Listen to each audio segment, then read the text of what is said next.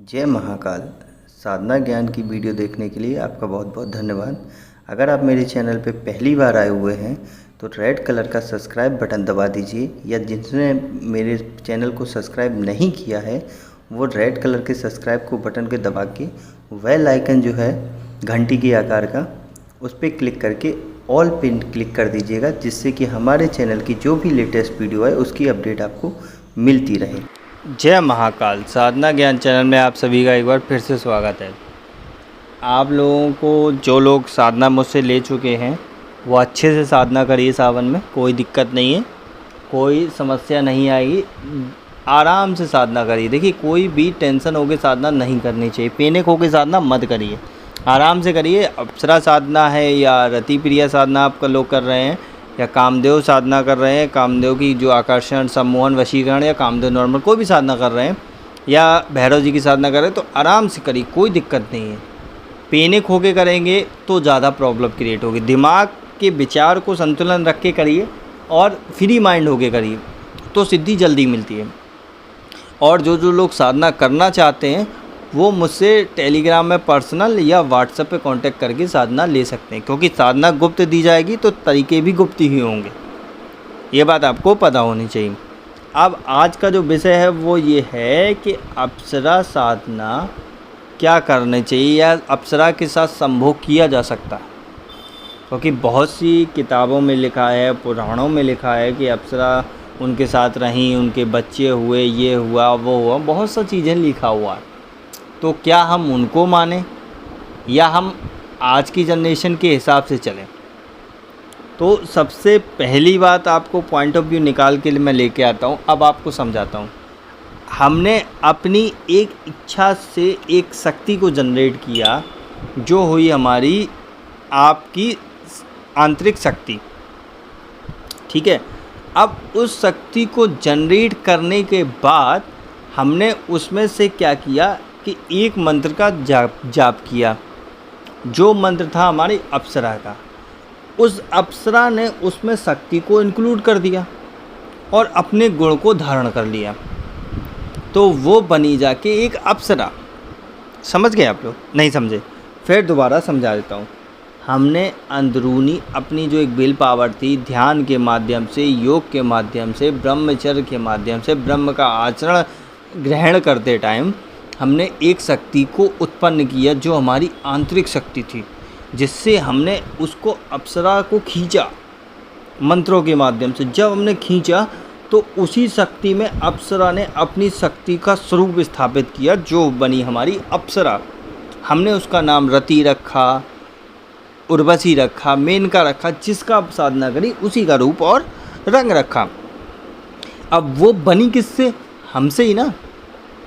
आदि शक्ति तो हमारी है, आदि उसकी है, सीधी सी बात है ना। तो बनी किससे? हमसे। अब हम अगर उससे ही संभोग करेंगे तो किसकी शक्ति नष्ट होने के चांसेस ज़्यादा हैं? अब आप मुझे ये बता दीजिए, अगर हम उसी से संभोग करेंगे तो किसकी शक्ति नष्ट होने के चांसेस ज़्यादा हैं? हमारे ना, क्योंकि एनर्जी हमारी ज़्यादा है, हमारी इच्छा है, हम संभोग कर रहे हैं तो एनर्जी हमारी जाएगी ना। उसकी इच्छा होगी, वो करेगी, तो हम उस पर हावी हो जाएंगे।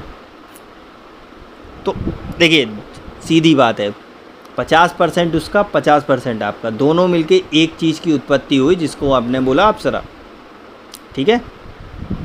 अब उस अप्सरा में अगर हम उसको 10% दे देंगे तो 60 उसका हो जाएगा, 40 तुम्हारा, तो वो तुम पे हावी हो जाएगी। अगर वो 10 तुम्हें दे देगी तो 60 तुम्हारा हो जाएगा, 40 उसका, तो वो तुम पे हावी नहीं हो पाएगी। तो अब आपको समझ में आ गया होगा कि अप्सरा के साथ संभोग करना क्या सही है, क्या गलत है।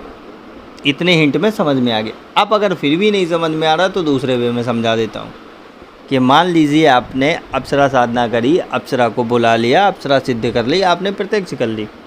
अब अगर उससे के साथ आप संभोग करेंगे किसी भी शक्ति के साथ, तो वो शक्ति आपसे रुष्ट होना शुरू हो जाए, क्योंकि आप उसकी इच्छा के विरुद्ध कार्य कर रहे हैं। अगर मान लीजिए आप ही हैं और आपको खाना मिल रहा है अच्छा, रोज़ बढ़िया पनीर, या जो भी आपकी डिशेज़ हैं, पनीर हो गया, मिक्स वेज हो गई, दाल हो गई, जो भी आपके लिए वेजिटेबल्स में सैलेड हो गया, जो भी आपको सूटेबल लग रहा है, फ्रूट भी हो गए, सब आपको मिल रहा है। और वही चीज़ आपको मिलने के लिए आपको ज़बरदस्ती बांध के खिलाया जाए, आपकी इच्छा ना हो, तो कैसा लगेगा? आपको खुद गुस्सा आएगी ना कि यार मेरी तो इच्छा नहीं और ज़बरदस्ती खिलाया जा रहा है।